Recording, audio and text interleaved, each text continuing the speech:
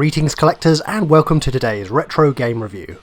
I thought that it would be worth taking a trip back to the good old days of the simple vertical shooter today. The Sega Mega Drive was of course in no shortage of shooters early on in its life cycle, but one more never hurts. So join me today as I take a look back at Fire Shark for the Sega Mega Drive and Genesis. So what do we have here? Well, quite simply put, on the surface yet another generic early 90s shooter. Now that's a statement that isn't going to play well with everybody, but deep down I think we all know that there is a bit of truth in this. Does Fire Shark look as good as Battle Squadron? Not really. In terms of soundtrack, is there really anything memorable here?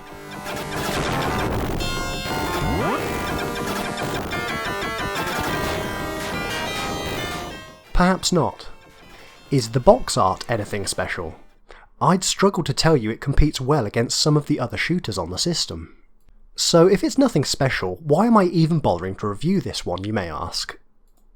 Well, if nothing else, it's for completionist's sake, and also that I would like to highlight some of the charms of the game.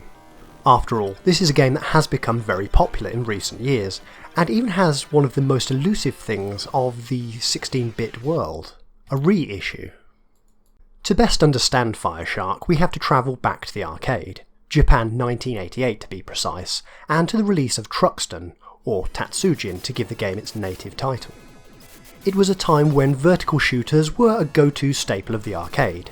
Let's face it, the late 80s and early 90s pumped these out faster than Street Fighter II variants back in the day.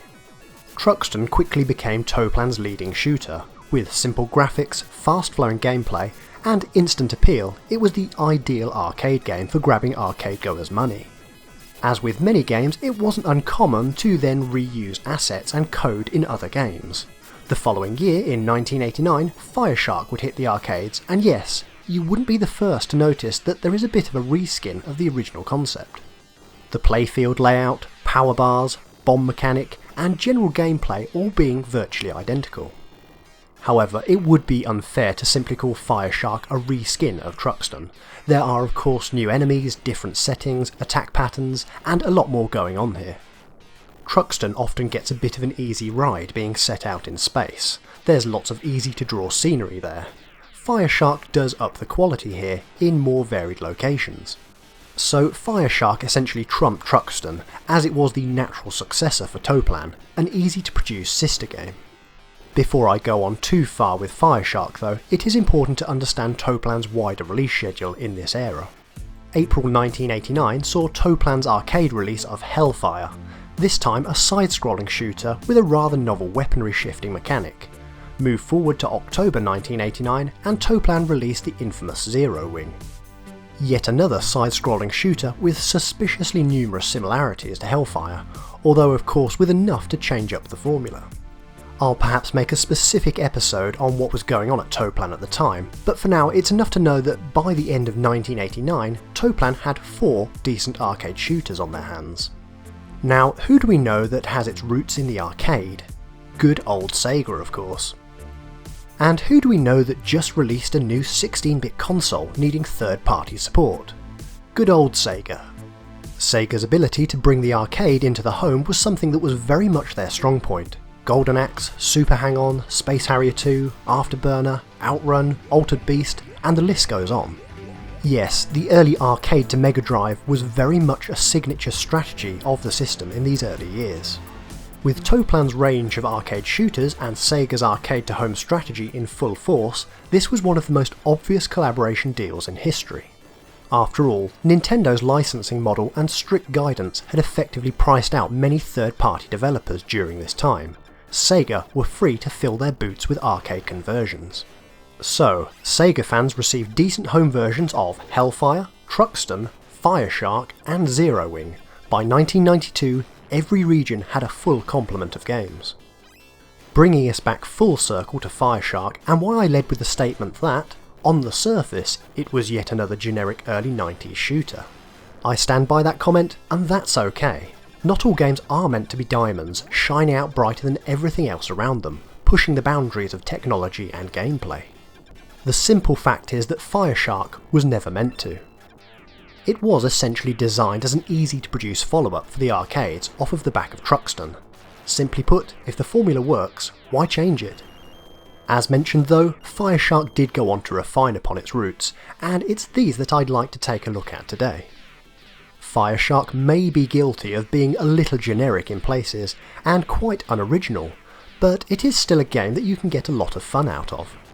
There is of course a backstory to Fireshark, but I'll boil this one down to you being one fighter against the Empire scenario. You get the idea. The game uses the well-tried and tested mechanics of points, power-ups and bombs. Points are perhaps the easiest to explain. Shoot something, get some points. Get enough and you'll be treated to extra lives. This dovetails nicely into the lightning collecting mechanic. Collect enough of these lightning bolts on a stage and receive a hefty completion bonus.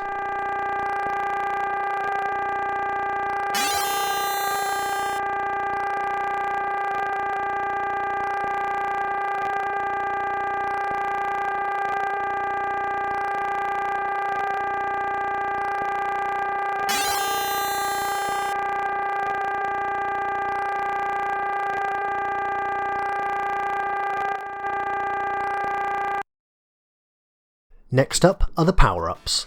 These come in the form of a blue spread shot, a green focus shot, and of course the red fire shot. You'll start off with the weakest of weak pea shooters, but that's okay because those first enemies drop like flies. Gradually though, you'll gather those power-ups dropped by specific enemies, and before you know it your aircraft is modded to the max. The blue spread shot really does cover most of the screen. It isn't exactly focused, but a decent choice for just sitting back and causing widespread damage. Next up, the green lasers. Well, these look very pretty, that's for sure. The idea is that this concentrated weapon will do more damage than the spread shot. The catch though is the narrower beam field. This is perhaps the obvious choice for level bosses that need to soak up significant damage to take down. But you can forget all of that though, as you'll only ever need option number 3, the fire shot. Simply put, it's overpowered in a very pleasing way. At maximum power you'll be playing with 2 forward-facing fire columns in addition to 2 side fire columns that undulate backwards and forwards. After just a few seconds of playing, it's clear that this really is the end goal in terms of weaponry. It simply rips through anything in its path. It's so good in fact that one of your main objectives will be to try and hold on to it. In some cases you'll find yourself in the ridiculous situation of dodging the other coloured pickups as much as the enemy fire. This is all in an attempt not to switch to anything but the fire weapon.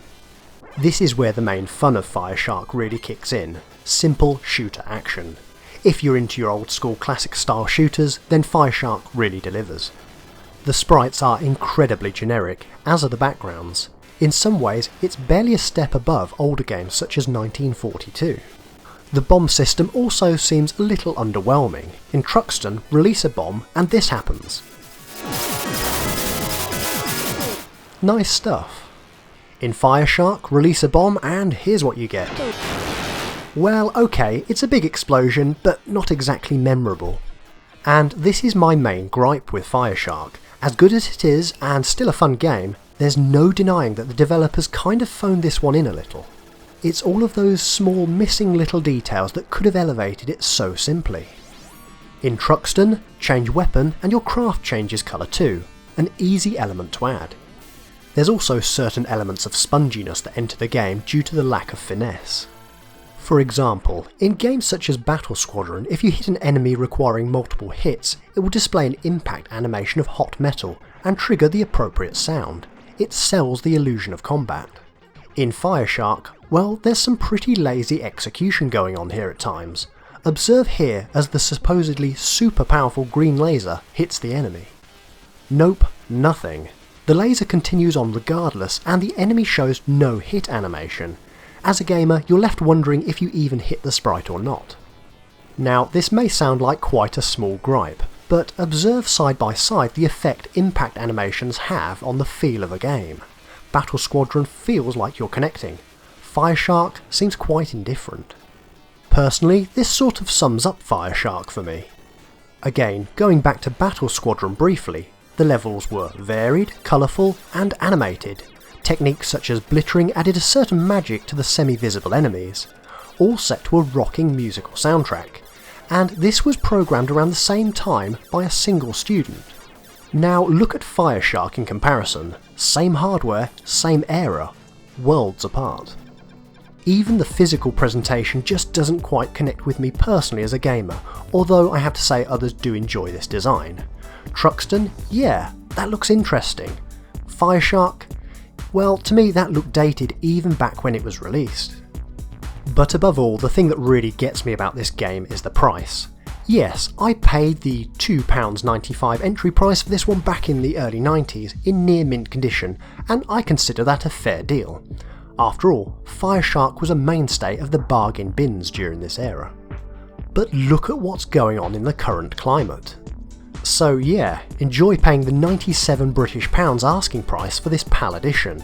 For reference, that's around $134 in today's exchange rates.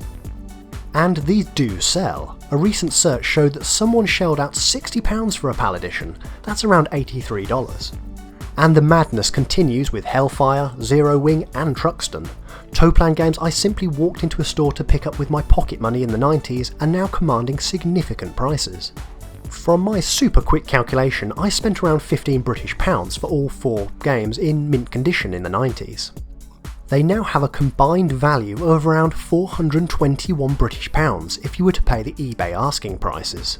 For reference, that's around $21 into $562 in markup.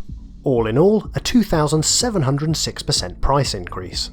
Now, these are the top end of the eBay asking prices, but even on a bad day, these games will have netted you hundreds of pounds if you kept them in good condition. So, some fairly crazy markups on these games then. Don't even get me started on Twin Hawk.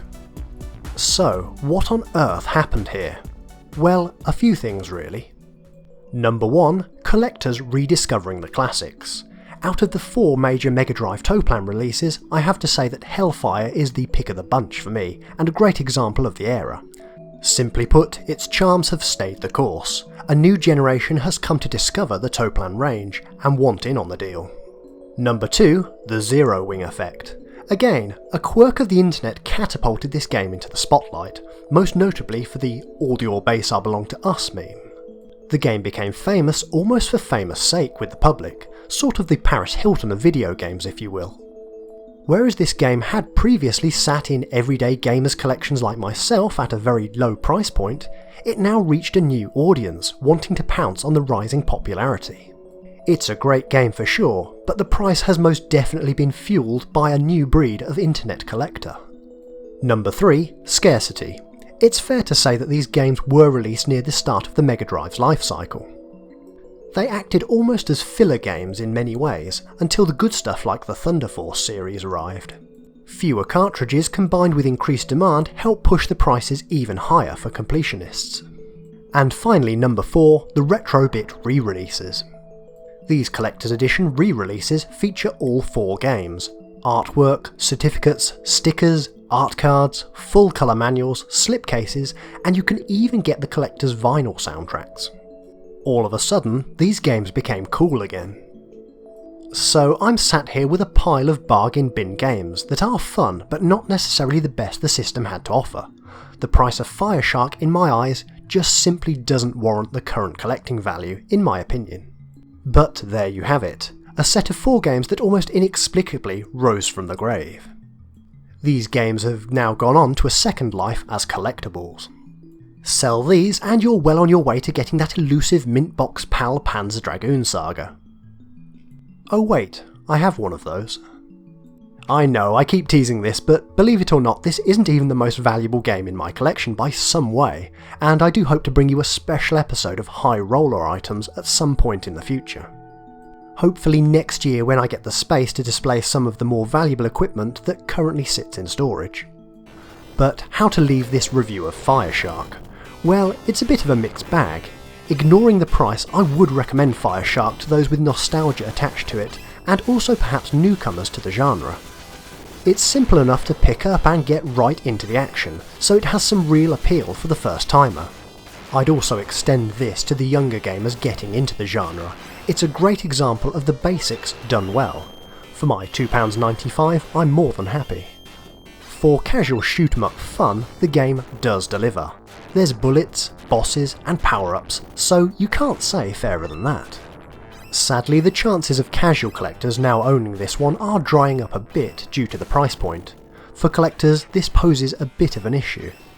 However, for those seeking a decent 90s shooter, you won't be left feeling too sad, as the Mega Drive had so many other notable games in the genre. What can I say? Fireshark, an average game with an extraordinary price point. And until next time, happy gaming.